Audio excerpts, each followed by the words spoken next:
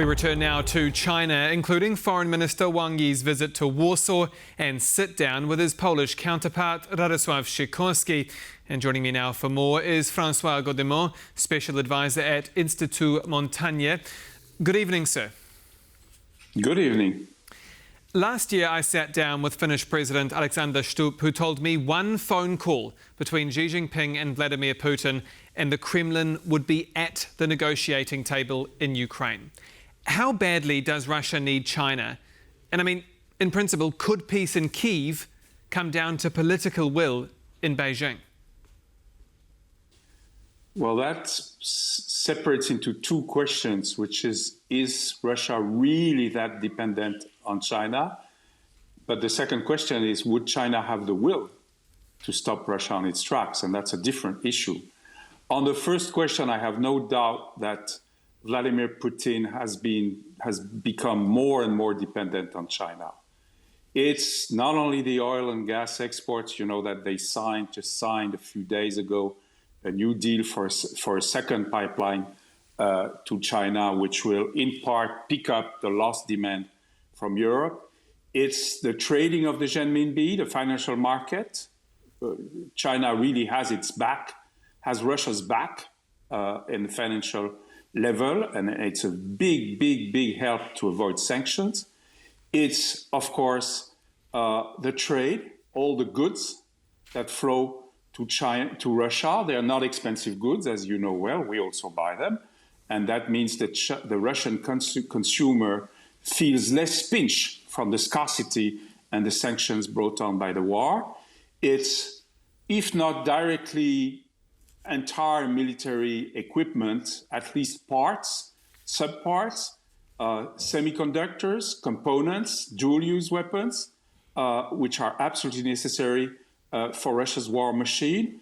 Now, China may not be the only enabler of Russia. We know that a lot of countries make their own deal with Russia separate from the sanctions, but it's clearly the chief enabler, if that's the answer that you were seeking.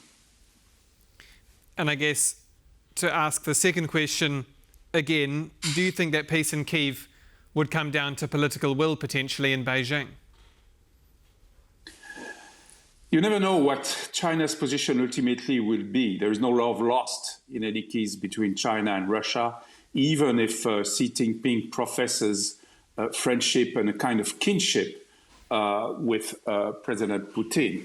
But that's not the issue. The Chinese have expressed directly to the European Special Representative for Foreign Policy the fact that they cannot afford to see Russia losing.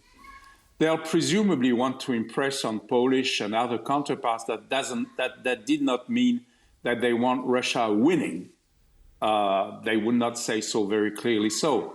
But so long as the US is still engaged in the conflict directly or indirectly, financially, by weapon procurement, by other means, it's a distraction from the Asian front for Washington, and that's useful to Beijing.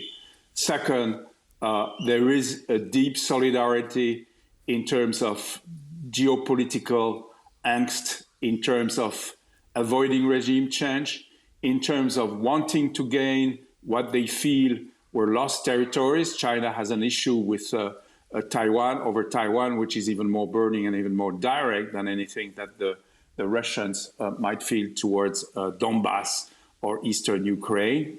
It's stronger. And so there is very little chance that China would give up on Russia.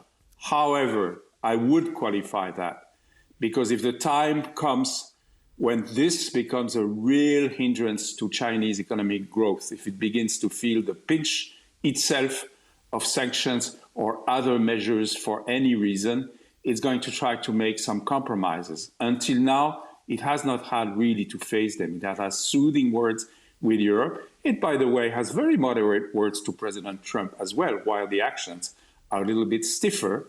But if the situation would change, who knows what would happen when the chips fall down in Beijing. And that brings me to Poland and the border closures with Belarus, which shuts off China's major trade route into the EU. So could something like this force China's hand to act and put pressure on Putin? It's an interesting element, of course, but let's not overestimate what it means. What flows by train through Belarus to Poland is, depending, maybe 3 to 5%, 5% perhaps of EU's imports from China, maybe 3% of Europe as a whole, if you add non-EU countries, the UK and so forth. The rest largely flows by sea. So it is indeed a form of pressure, but Poland didn't bring it for that reason. Poland brought it because of what's happening, both the migrant issue and now the drone issue. So that may be more of an opinion on Poland than on China, but I doubt that Poland would stick to this as a real pressure point on China. The goal is still Russia's and Belarus's attitude. So obviously, China is going to use it as a bargaining chip while it's in Warsaw. Foreign Minister Wang has a trip to 3 very different countries, by the way. And all of it is really bilateral relations and money and trade and as little politics as they can do. They would really like to see this whole geostrategic and geopolitical situation separated from their own trading and economic interests.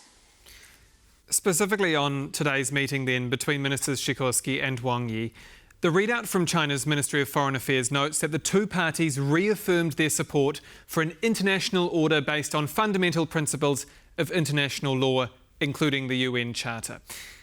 Given China's indirect role in backing Russia's war in Ukraine, can it really in good faith say it supports the fundamental principles of international law?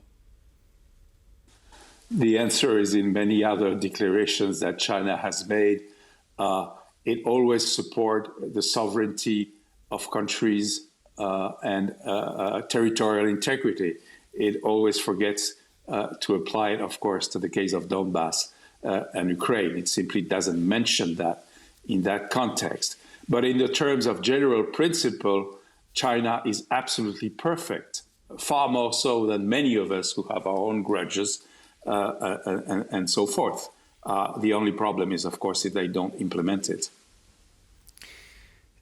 You mentioned Taiwan earlier. How much does what happens in Ukraine set a precedent for what happens in the South China Sea? So if Putin gets his way or is allowed to keep occupied land in Ukraine, you mentioned the Donbass there, will Xi Jinping be emboldened to push into the likes of Taiwan? It's a different situation because China claims that legally it holds sovereignty over Taiwan. And in fact, many people sign, if not to the one China principle, at least to one China policy, which means that reunification is an ultimate goal. Of course, most countries qualify that it should not be brought about by force. And of course, that independence should not be sought either formally by Taiwan. So the Chinese want to dissociate themselves in terms of legal interpretation from what's happening in Europe, from what Russia has brought on to Ukraine. In fact, there is a link. Because if the West lets Ukraine go down the drain at any point, China will conclude either that Donald Trump and the Pentagon and hoax in America are so serious that they are going to focus and concentrate on Taiwan, and that's a real issue, or on the contrary, that in general, the political will towards international intervention is lacking in the West, and that they might one day go ahead, perhaps not with the tanks rolling and the paratroops flying down as Putin attempted to do in 2022, perhaps in more progressive, more incremental ways of pressure. But there is no doubt that they will feel emboldened if Europe falls into a quagmire over Ukraine and possibly other situations on the border with Russia. François Godement, Special Advisor at Institut Montaigne, thank you again for your time. Thank you. And that's all for World News Tonight. Do stay with us here on TVP World. I'm Aaron Diamond.